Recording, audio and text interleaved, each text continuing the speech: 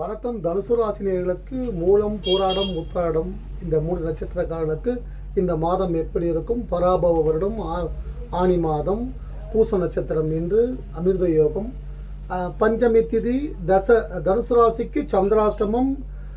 3 நாட்கள் அமைதியாக இருப்பது நல்லது. தேடி வரும் பிரச்சனைகள் ஓடி மறைந்தாலும் விடாது. பிறவி அறிவாளி தனுசு ராசினியர்கள், பிறவி அறிவாளி. ஆனால் காசு என்ற விஷயத்தில் முட்டாளாக்கிவிடும் இந்த நேரங்கள். அது போன்ற நேரங்கள். குரு உங்கள் ராசிக்கு அதிபதி குரு பகவான், அவர் மறைந்து உள்ளார். சுகங்களை கொடுக்கக்கூடியவரும் சுகாதிபதியும் குரு பகவான் தான். அவர் மறைந்து 8ஆம் இடத்தில் மறைந்து உள்ளார். சுக்கிரன் லாபஸ்தானாதிபதி, செல்வத்தை கொடுக்கக்கூடிய சுக்கிர பகவானும் அவரும் இப்போ உங்களுக்கு 8ஆம் இடத்துல மறைஞ்சிருக்காரு. 8 கொடிய சந்திர பகவானும் 8ஆம் இடத்தில் மறைந்து உள்ளார். இது சந்திராஷ்டமம் நேரம். விநாயக பெருமானை வழிபடுவதன் மூலமாக கெட்டதை தவிர்த்து நல்லதை உருவாக்கி கொள்ளலாம். 3ஆம் இடத்தில் ராகு, யோகத்தை கொடுக்கும் இடத்தில் ராகு.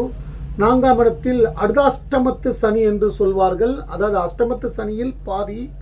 7.5 சனியில் 3 மடங்கு 7.5 சனி சேர்ந்தா என்ன வருமோ அதுதான் அஷ்டமத்து சனி. அதில் பாதினா 1.5 மடங்கு 7.5 சனிக்கு சமானம். இந்த நேரம் மிக கவனமாக இருப்பதுள்ளது. குரு உங்கள் ராசியில் சனி பகவானை பார்ப்பதால் இனிமேல் மெல்ல மெல்ல மெல்ல நல்ல மாற்றங்கள் வரும். இந்த 3 நாட்கள் குடும்பத்தில் கணவன் மனைவியாக இருந்தால் வாக்கு விவாதங்களை தவிர்ப்பது நல்லது.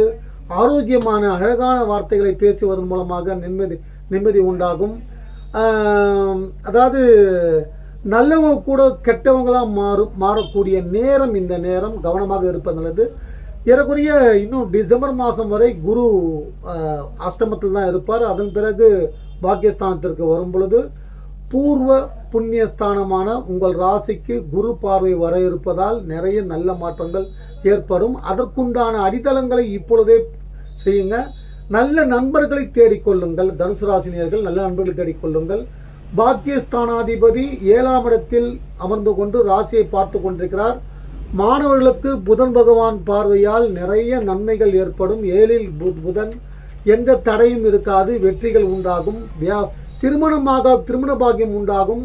குரு சுக்கிரன் பார்வை குடும்பஸ்தானத்தின் மீது விழுவதால், தனஸ்தானத்தின் மீது விழுவதால் குடும்பத்தில் சில தனவரவுகள், வீடு கட்ட, நிலம் வாங்க, அதாவது பூர்வ புண்ணியஸ்தானாதிபதி ஆட்சி பலம் பெற்றிருப்பதால் அரசாங்க வேலை சிலர் கிடைக்கும். அரசு மூலமாக சில நன்மைகள் நடக்கும். வீடு கட்ட, நிலம் வாங்க அல்லது வீடு விற்று ஒரு பிரச்சனையை தீர்த்து விட்டு அதன் மூலம் உங்கள் வாழ்க்கை உயர்வடையக்கூடிய சூழல் இந்த நேரம் அமைந்துள்ளது. நவகிரகத்தில் இருக்கக்கூடிய குரு பகவானை வழிபடுங்கள். தனுசு ராசியை பொறுத்த மட்டில் அதிக நன்மைகளை கொடுக்கக்கூடியவர் சனி பகவான். தனாதிபதியே உங்களுக்கு சனீஸ்வர பகவான் தான். தனுசு ராசிக்கும் மகர ராசிக்கும் தனஸ்தானாதிபதி சனீஸ்வர பகவான் தான். சனி பகவானை வழிபட்டால் யோகங்கள் உண்டாகும், கஷ்டங்கள் விலகும். எதையும் சிந்தித்து செயல்படுங்கள். தேவையில்லாத விஷயத்தில் தலையிடாதீர்கள். சாரி அப்படின்ற வார்த்தையை கேட்பதால் கணவன் மனை உறவில் சிக்கல்கள் விலகும். வெளியே இடத்துல வரக்கூடிய பிரச்சனைகள், நீங்கள் வேலை செய்யும் இடத்தில் இருக்கக்கூடிய பிரச்சனைகள் எல்லாம் விலகும். சாரி, தேங்க்யூன்னு சொன்னீங்கன்னா அவங்க சந்தோஷப்படுவாங்க. இந்த 2 வார்த்தைகளை பயன்படுத்தினால் வாழ்க்கையில் எப்பொழுதுமே சந்தோஷம், நிம்மதி உண்டாகும். நீங்கள் பேசும் பொழுது நான் நிறைய கேள்விப்பட்டிருக்கேன். நான் ஏதோ தவறி பேசிட்டேங்க, திடீர்னு இப்போ பார்த்தீங்கன்னா ஒரு நடிகர் அரசியலில் வரேன்னு சொல்லி பேசியிருந்தார். அவரும் நிறைய பேர்களுக்கு ஹார்ட் ஆப்ரேஷன்லாம் பண்ணிக்க, அவரை பற்றி நல்ல செய்திகள் நிறைய.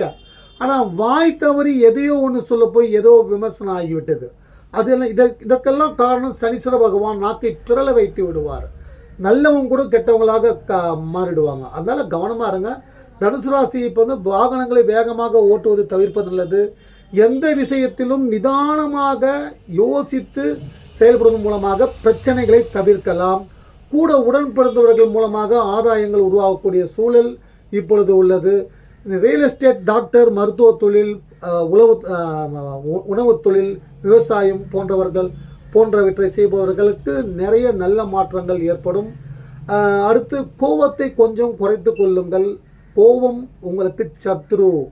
நீங்கள் ரொம்ப ஒழுக்கமானவர்கள். அடுத்தவர்களுக்கு ஒழுக்க நெறிமுறைகளை கற்றுக் கொடுக்கக்கூடியவர்கள். ஆனால் உங்களை பற்றி தவறாக பேசுகிற மாதிரி, நீங்களுடைய ஒழுக்கத்தை பற்றி தவறாக பேசுகிற மாதிரி கிரக சூழல்கள் உருவாக்கும். குரு பகவானை வழிபடுங்கள். ராசிக்கு அதிபதி மறைந்து உள்ளார். குரு பகவானை வழிபடுங்கள். நிறைய நல்ல மாற்றங்கள் உண்டாகும்.